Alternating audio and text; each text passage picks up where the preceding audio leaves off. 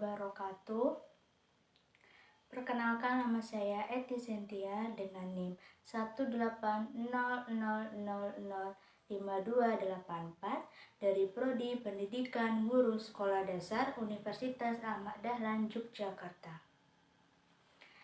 Sebelum kita memulai kultum pada hari ini, marilah kita membaca istighfar. Astaghfirullahaladzim. Kemudian Al-Fatihah terlebih dahulu.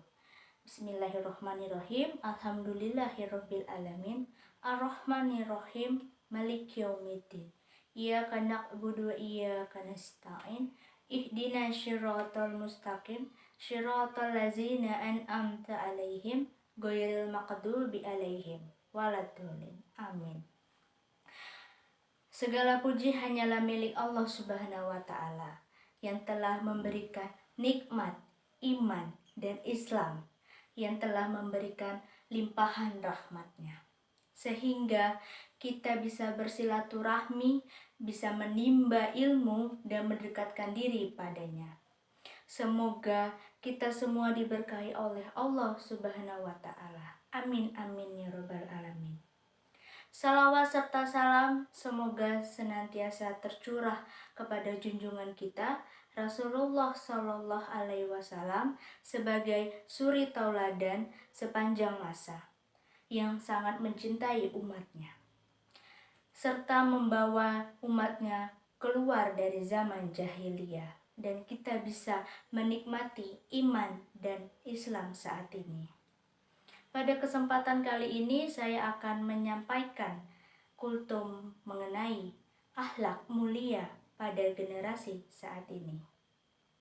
Islam kerap kali menekankan pentingnya bagaimana akhlak seorang muslim seharusnya.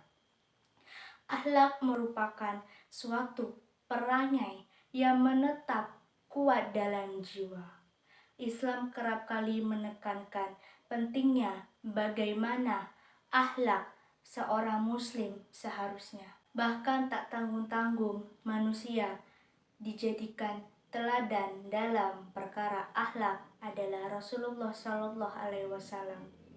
Akhlak sebagaimana diterangkan Imam Al-Ghazali dalam kitab Ihya Ulumuddin, merupakan suatu perangai yang menetap kuat dalam jiwa. Karakter akhlak dalam jiwa itu timbul lantaran perbuatan tertentu yang dilakukan setiap orang. Imam Al-Ghazali membagi akhlak ke dalam dua syarat, yakni stabilitas dan spontanitas.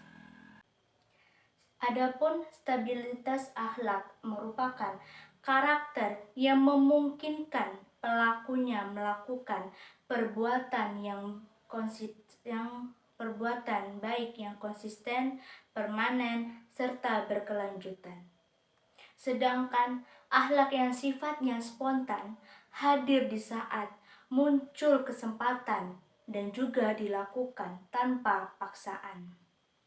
Menurut beliau, orang yang berakhlak setidaknya dapat mengendalikan 4 hal yang cukup sulit, yakni nafsu, amarah, pengetahuan, dan keadilan.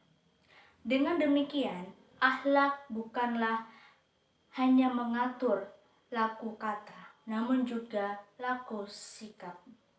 Terdapat suatu kisah yang menarik tentang akhlak dari seorang bocah pengembala domba. Suatu ketika, Khalifah Umar bin Abdul Aziz menghampiri seorang anak yang tengah mengembala domba milik majikannya. Untuk menguji kejujuran anak tersebut, Umar bin Abdul Aziz berkata, "Nak, maukah kau jual domba ini kepadaku?" Si anak lantas menjawab, "Domba-domba ini bukan milikku, tapi milik majikanku." Umar tidak berhenti dan terus merayu anak tersebut untuk menjualnya. Beliau berkata, "Tapi kalau kau jual satu untukku, majikanmu tidak akan tahu." Lalu anak itu menjawab, "Majikanku memang tidak tahu, tetapi Allah tahu tetapi Allah selalu tahu. Dan aku tak mau mengecewakan Tuhanku. Nah, jika disandingkan dengan hadis Rasulullah Shallallahu Alaihi Wasallam, sikap si anak tadi pun sekiranya dapat menggambarkan apa itu akhlak yang mulia. Nabi Muhammad pernah berkata, kebaikan adalah apa yang dilakukan membuat hatimu tenang. Sedangkan kejahatan adalah bila mana hal-hal yang kamu lakukan membuat hatimu gelisah. Sesungguhnya aku Muhammad diutus di muka bumi untuk menyempurnakan akhlak. Hadis ini memberikan peringatan kepada kita betapa persoalan akhlak di zaman now menjadi sangat penting dan utama. Mengapa? Karena kita sadar problematika dari dulu sampai sekarang yang muncul ke permukaan ini lebih karena tiadanya akhlak karimah atau akhlak mulia. Peristiwa demi peristiwa, kejadian demi kejadian yang mewarnai kehidupan kita akhir-akhir ini. Seringkali tidak masuk akal sehat.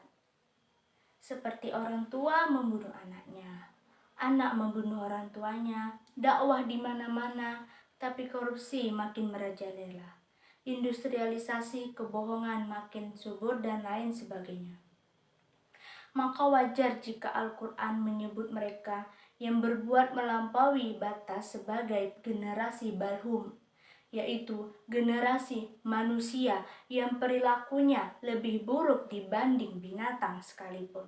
Itu terdapat dari surat Al-A'raf ayat 179. Lalu bagaimana kita menyikapi hal ini? Menjadi orang tua di zaman now tidaklah mudah.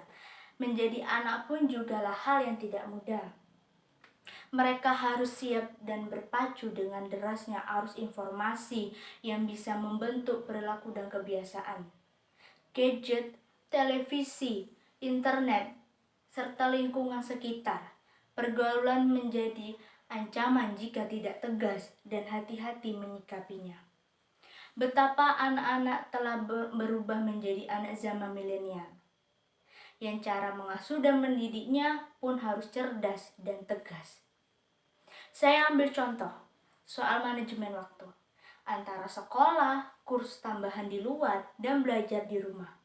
Jika tidak berhati-hati, orang tua akan berhadapan dengan sikap anak yang boring, alias bosan dengan rutinitas. Mereka akan cenderung berpura-pura patuh, tetapi sebenarnya tidak. Maka harus dicari keseimbangannya. Parahnya lagi, orang tua membiarkan anak-anaknya begitu saja dan sibuk dengan pekerjaannya masing-masing. Sehingga akhlak anak-anak milenial tumbuh bebas tanpa kendali. Bahkan ada orang tua yang berpikiran untuk memasukkan anak-anaknya ke pesantren sebagai obat agar kenakalan anak-anak dan remaja itu bisa diredam sejak dini. Betulkah cara tersebut? Betul. Namun bukankah tanggung jawab mendidik akhlak generasi milenial itu tugas bersama? Mulai dari orang tua, guru di sekolah, maupun di lingkungan masyarakat sekitar. Agar akhlak milenial yang tidak baik bisa diperbaiki. Harus kita akui, tayangan film layar lebar, sinetron televisi, dan internet telah membuat generasi milenial jauh dari agama. Akibatnya perilaku dan sikap pun mencerminkan jauh dari tuntunan agama. Nah, marilah kita akhiri, kita ucapkan hamdalah, dan kita akhiri. Wassalamualaikum warahmatullahi wabarakatuh.